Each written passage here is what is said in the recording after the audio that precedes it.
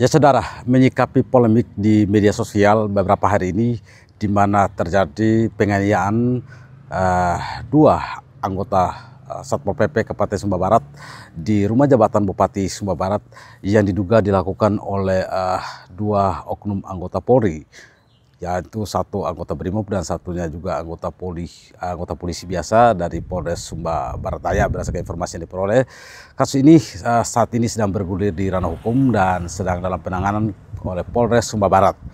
Dan pagi tadi, saudara, baru saja pihak Polres Sumba Barat melakukan rekonstruksi kasus ini di TKP tempat kejadian perkara di rumah jabatan Bupati Sumba Barat. Sebelumnya kami juga mengkonfirmasi kasus ini kepada pihak Satpol PP, yaitu Kasatpol PP Sumba Barat, untuk mengetahui atau memahami seperti apa sebenarnya kronologis kasus ini terjadi. Dan berikut adalah informasi atau hasil konfirmasi kami bersama dengan Kasatpol PP Sumba Barat.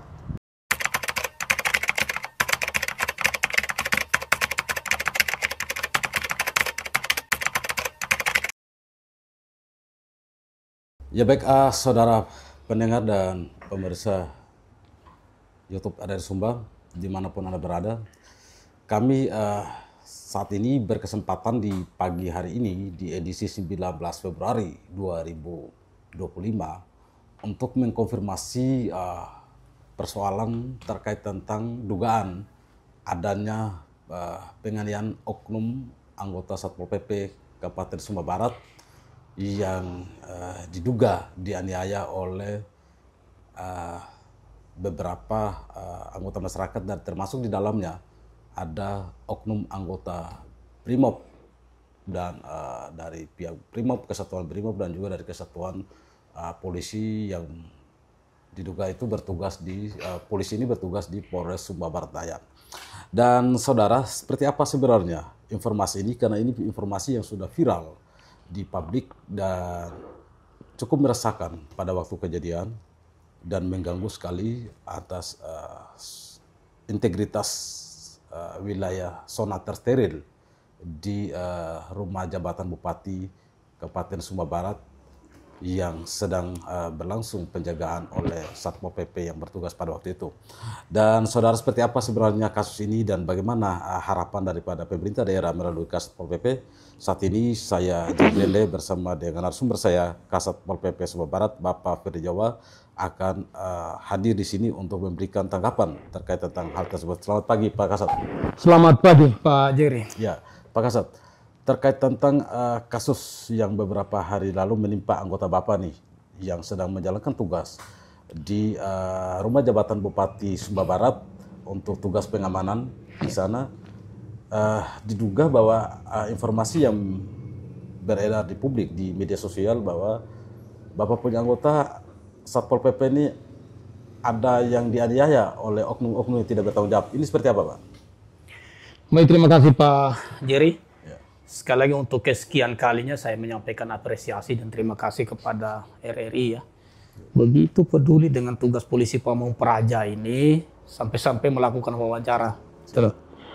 Terkait kasus yang menimpa anggota Satpol PP petugas jaga di rumah jabatan Bupati Sumba Barat Pak Jerry. Pada kesempatan saya mau sampaikan secara pribadi bahwa saya sangat menyesal dengan peristiwa itu. Kenapa saya harus mengatakan bahwa saya sangat menyesal? Sejak saya ditempatkan sebagai Kepala Satuan Polisi Pamong Praja, saya membangun kemitraan yang luar biasa dengan pihak Polres, pihak Korps Brimob, dan bahkan di TNI dengan lintas perangkat daerah yang lain. Tujuan saya adalah membangun koordinasi kerjasama yang baik sehingga tidak ada saling curiga. Sehingga kalau ada persoalan-persoalan yang berkaitan dengan ketentraman dan ketertiban umum ini bisa diselesaikan secara bijak antara lintas institusi. Nah, terkait kejadian beberapa hari yang lalu yang menimpa petugas jaga di rumah jabatan Bupati Sumba Barat, memang apa yang dipertanyakan tadi memang benar. Ada oknum polisi atau oknum Brimob yang masuk melakukan tindakan kekerasan dari terhadap polisi petugas jaga di rumah jabatan. Oleh karena itu harapan saya terkait kasus ini betul-betul ada penegakan disiplin lewat institusinya sehingga tidak mengecewakan baik pihak korban, keluarganya juga ya. Ini otomatis melibatkan keluarga besar Pak Jerry, itu yang saya takutkan. Jangan sampai persoalan internal melibatkan banyak keluarga lalu daerah ini menjadi kaos begitu. Menjadi taruhan menjadi taruhan ya begitu ya. Kemudian kewibawaan rumah jabatan dalam hal ini Pak Bupati Sumba Barat juga dipertaruhkan. Karena persoalannya begini. Ketika kejadian itu Pak Bupati ada di rumah jabatan. Itu seperti apa dia punya kronologi terjadinya sampai kemudian ada oknum yang masuk di ruang steril oleh Satpol PP ini, Pak? Ini memang saya perlu jelaskan juga bahwa awalnya saya sudah perintahkan kepada seluruh petugas Satpol PP bahwa batas wilayah steril kekuasaan polisi Pampraja di rumah jabatan itu saya sudah tetapkan 200 meter lebih radiusnya. Itu wilayah tanggung jawab polisi Pampraja sehingga kalau ada kejadian-kejadian itu polisi Pampraja harus tahu. Nah kebetulan pada saat kejadian itu kejadiannya di Tribun Mandaelu yang jaraknya mungkin tidak sampai 100 meter. Dan mengganggu sekali situasi di rumah jabatan sehingga pada saat itu menurut laporan dari anggota Pak Bupati perintahkan supaya anak-anak muda yang ada di mabuk-mabuk itu ditegur untuk kembali. Karena waktu itu sudah subuh, sudah jam 3.30 pagi. Hari Sabtu pagi itu sudah pagi sekali sehingga Pak Bupati perintahkan. Nah dengan perintah seperti itu anggota Pol PP menegur. Dan mereka menerima baik pada prinsipnya. Anak-anak itu sudah pulang tanpa ada perlawanan dan tidak ada tindakan kekerasan yang dilakukan oleh polisi Pamong Praja. Nah, ternyata setelah dalam perjalanan mereka keluar dari tempat dari tribun itu ada salah satu pemuda itu yang WA atau apalah ke saudaranya bangun komunikasi secara diam-diam tanpa diketahui polisi Pamong Praja bahwa laporannya mereka ini disiksa oleh Pol PP. Begitu. Setelah sudah masuk dalam rumah jabatan, gerbang sudah ditutup, adalah gerombolan datang. Oknum 2 ini bersama gerombolan lain menggunakan sepeda motor tanpa permisi langsung mendobrak gerbang rumah jabatan dan masuk ke dalam. Nah pada saat itu anggota Pol PP petugas jaga ini masih sempat bertanya, ada apa? Mari duduk, mau diarahkan ke pos jaga. Nah, ternyata mereka ini tidak mau, langsung menyerang secara membabi buta. Itu jelas nanti di rekaman CCTV-nya ada. Menyerang ini petugas jaga, bahkan kejar sampai ke belakang sana. Nah, yang ininya lagi ada anggota oknum anggota ini yang bilang begini, mana senjata, mana senjata? Nah, andai kata waktu itu yang misalnya... bertanya mana senjata ini siapa, Pak? Ini anggota yang serang ini salah satu. Mana cabut senjata begitu. Antara dua ini dari oknum Brimob dan polisi ini. Nah, apakah itu ada senjata atau tidak? Tapi pernyataan itu sempat keluar. Nah, andai kata benar itu ada senjata. Ya toh? Lalu waktu itu misalnya kalau ribut-ribut Pak Bupati keluar, lalu mereka menembak membabi buta misalnya. Kena pada pimpinan daerah. Ini kan cukup berbahaya. Jadi menanyakan senjata ini tujuannya untuk... Nah tujuannya untuk apa? Untuk pasti sasarannya untuk menyerang siapa? Apakah menyerang Pol PP atau menyerang ke pimpinan daerah? Ini yang kita tidak tahu. Oleh karena itu dari peristiwa ini saya berharap sekali ada penegakan hukum yang seadil-adilnya bagi para pelaku ini, baik yang dari oknum Brimob dan polisi, termasuk masyarakat sipil. Ya, karena itu mengancam harkat dan martabat pemerintah daerah, termasuk harkat dan martabat Bupati ya, selaku pimpinan wilayah. Pimpinan daerah ini. Padahal target pengamanan kami adalah pimpinan daerah ini. Kemudian pada saat itu petugas kami, jaga kami dalam posisi berpakaian dinas lengkap. Nah mereka yang datang ini pakaiannya preman begitu. Lalu mereka menyerang membabi buta ini.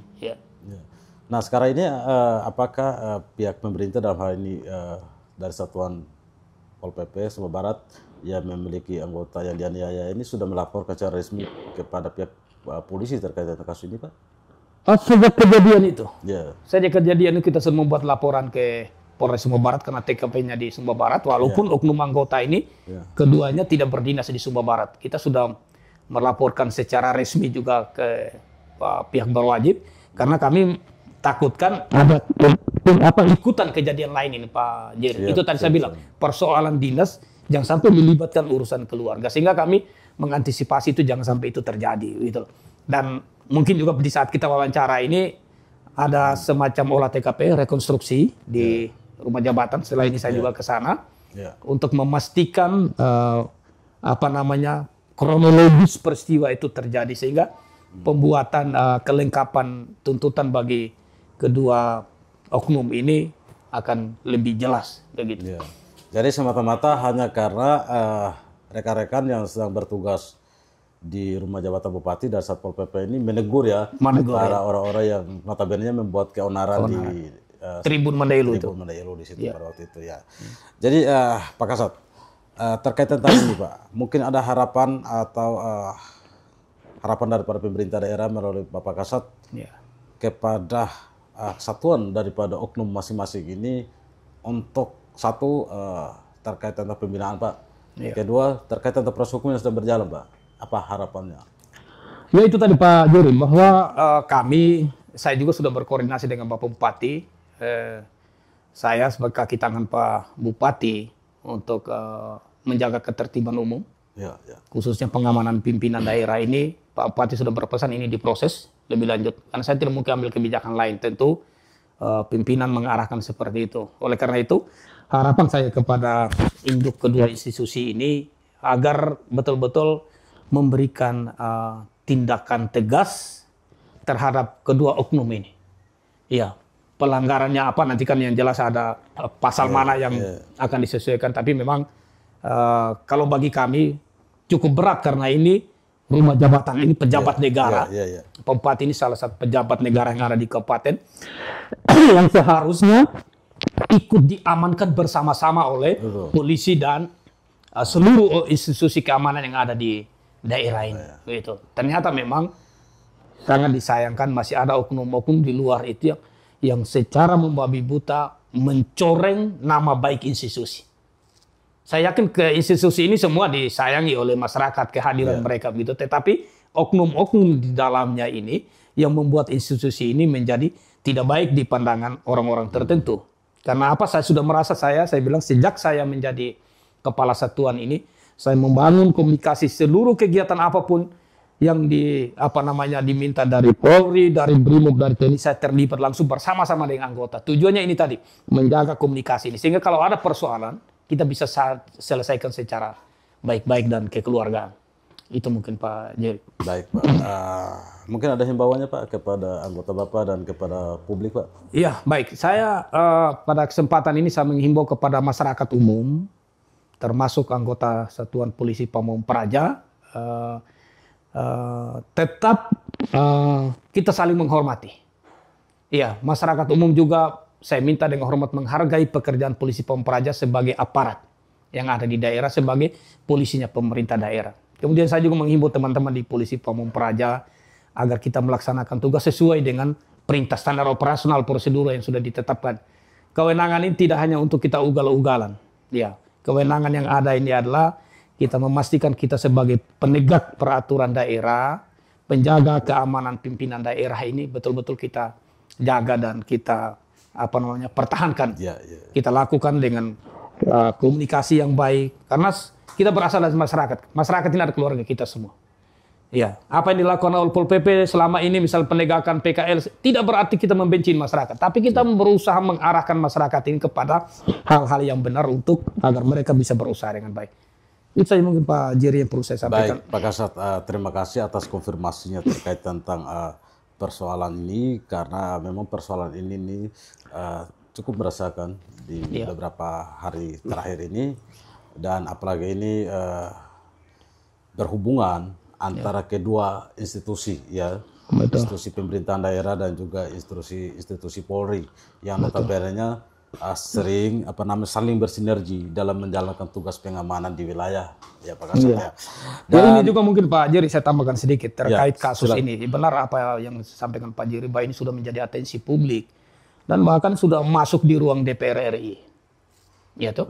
Artinya apa yang terjadi di daerah ini sudah sampai di sana dengan teknologi yang canggih sekarang ini. Bahkan kemarin saya lihat ada pernyataan Kabid Humas Polda NTT ya, kita bersyukur ini sudah menjadi perhatian pimpinan-pimpinan petinggi Polri sehingga betul-betul memberikan tindakan yang tidak merugikan baik korban maupun mereka. Itu artinya harapan korban adalah tindakan yang seadil-adilnya. Itu mungkin Pak. Baik, terima kasih Pak Kasat. Itu tadi saudara pendengar dan pemirsa YouTube RRI bahwa bagaimana sebenarnya kronologis kasus itu kita sudah mendengarkan secara bersama. Lalu seperti apa kiat-kiat daripada pemerintah daerah dan harapannya dalam rangka penyelesaian kasus ini secara hukum. Tentu saja tadi ditegaskan oleh Kasat Pol PP bahwa perlu penindakan secara tegas sesuai dengan prosedur hukum yang berlaku untuk penanganan kasus-kasus demikian, sehingga kasus serupa tidak lagi terjadi di wilayah ini. Dan kita tadi mendengarkan juga himbauan dari Bapak Kasat Pol PP terkait tentang bagaimana kita saling menghormati, saling menghargai antara institusi, antar masyarakat di dalam wilayah ini, sehingga situasi dan kondisi wilayah yang terus digendangkan oleh pihak keamanan di wilayah itu tetap kondusif dan terjaga dengan baik. Dan saudara pendengar, kita juga akan mengikuti beberapa rangkaian proses ini yang saat ini sedang berlangsung di proses hukumnya sedang berlangsung di Polres Sumba Barat, dan kita harapkan kepada semua pihak seperti apa himbauan tadi dari Kasat Pol PP bahwa kita mengikuti proses hukum yang ada dan tetap melakukan pengawalan atas proses ini sehingga kemudian dapat berjalan sebagaimana mestinya dan tidak merugikan salah satu pihak, dan tetap menjaga keseimbangan situasi, karena keseimbangan itu dapat menciptakan situasi dan kondisi yang kondusif di wilayah yang betul. Baik. Dan demikian saudara pendengar, bersama saya Jirlende dan narasumber saya Kasat Pol PP Sumba Barat Bapak Ferdi Jawa, mohon pamit dari hadapan Anda. Selamat datang di era digital baru. RRI News kini hadir di genggaman Anda dengan aplikasi mobile terbaru. Temukan berita online terkini, cepat, dan terpercaya langsung dari perangkat Anda dengan fitur pembaruan berita real time dari aplikasi mobile RRI News. Anda tak akan pernah ketinggalan informasi. Nikmati kemudahan akses berita nasional dan internasional, berita terpopuler, dan video berita terbaru kapan saja dan di mana saja. Dilengkapi dengan teknologi terkini, aplikasi mobile RRI News memberikan pengalaman membaca yang lebih baik. Dapatkan notifikasi berita penting langsung di layar ponsel Anda. Jelajahi kategori berita yang Anda minati, mulai dari politik, ekonomi, budaya, hingga olahraga. Anda juga bisa berbagi berita penting kepada teman dan keluarga melalui media sosial dan aplikasi pesan, menjaga Anda tetap terhubung dengan dunia di sekitar Anda. Memiliki jaringan lebih dari 80 microsite tersebar dari Sabang sampai Merauke, serta memiliki tren pembaca yang semakin meningkat. RRI News menghadirkan liputan berita terlengkap dan terkini dari seluruh Indonesia. Unduh sekarang di Google Play dan App Store aplikasi mobile RRI News, membawa dunia ke dalam genggaman Anda. Aplikasi mobile RRI News, berita terkini dan terpercaya dalam genggaman Anda.